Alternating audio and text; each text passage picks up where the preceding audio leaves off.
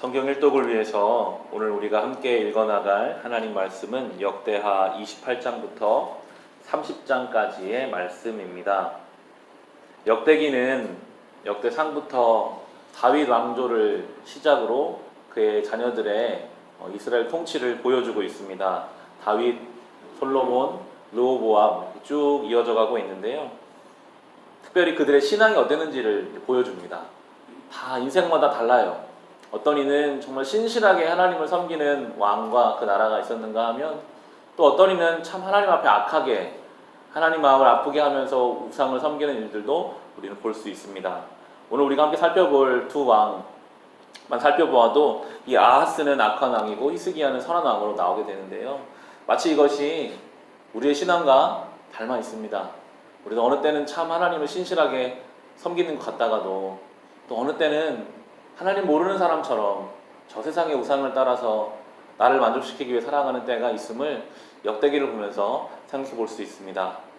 오늘 나오는 28장의 아하스는 하나님 앞에 악한 왕이었습니다.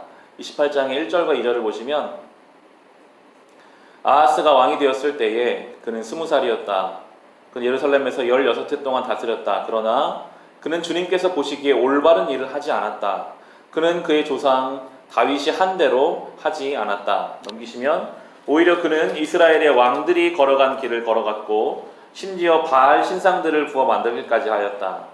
흰놈의 아들 골짜기에서 분향을 하고 자기의 아들을 불에 태워 제물로 바쳤다. 이것은 주님께서 이스라엘 자손이 보는 앞에서 쫓아내신 이방 민족들의 역겨운 풍속을 본받는 행위였다라고 나옵니다.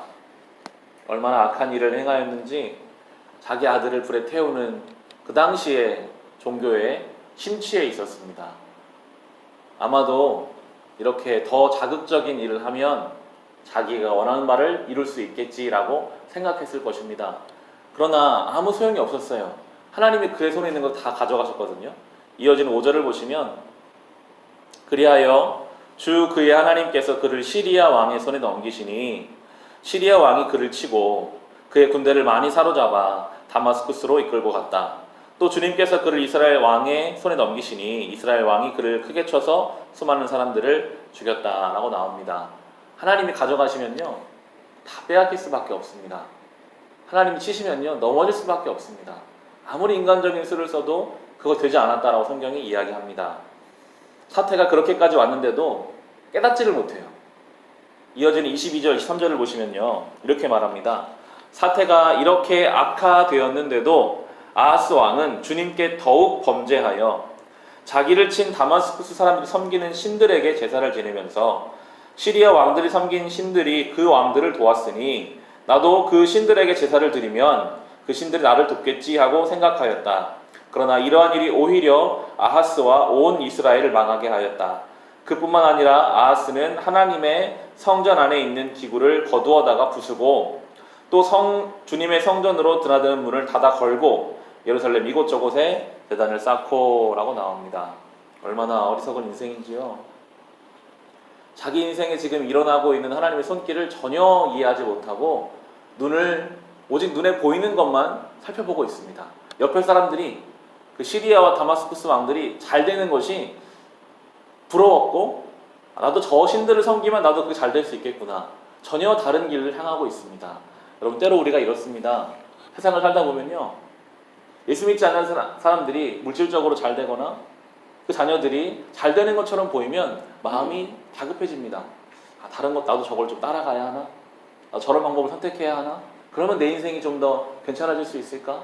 하나님을 아는데, 하나님의 은혜를 경험했는데도 막상 우리의 삶에 눈에 보이는 것들이 우리를 영적인 민감함을 아예 없애버리게 하고 다른 길로 헤매게 하는 것을 우리 때로는 경험할 수 있는 것입니다. 다행히도 하나님은 그 아들 히스기야의 때에 다시 회복을 허락해 주시는데요.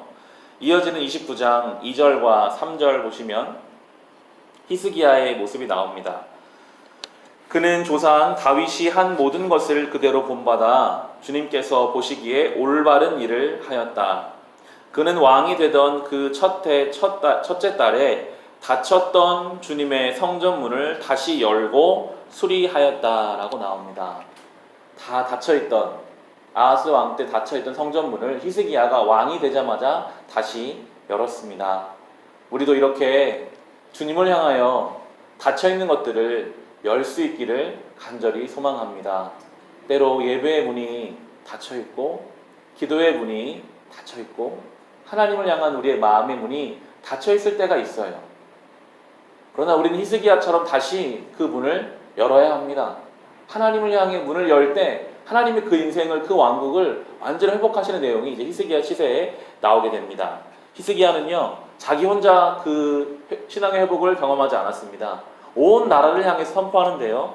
30장 6절을 보시면 쭉 히스기야의 성전 정화와 히스기야의 신앙 회복의 내용이 나오면서 그는 왕이었으니까요. 30장 6절에 이렇게 나옵니다. 파발꾼들이 왕과 대신들의 편지를 받아가지고 어명을 받아 온 이스라엘과 유다에 두루다니며 다음과 같이 선포하였다. 이스라엘 자손은 들으라.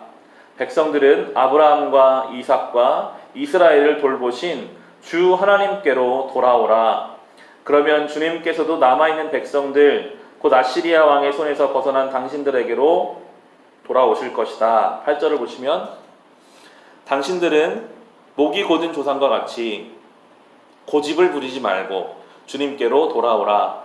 당신들은 하나님께서 영원히 거룩하게 하신 성전으로 들어가서 주 당신들의 하나님을 섬겨라. 그래야만 주님께서 당신들에게서 진노를 거두실 것이다 라고 하면서 주님께로 돌아오라고 선포합니다. 이것은 히스기야를 통해 하나님이 하시는 말씀이죠.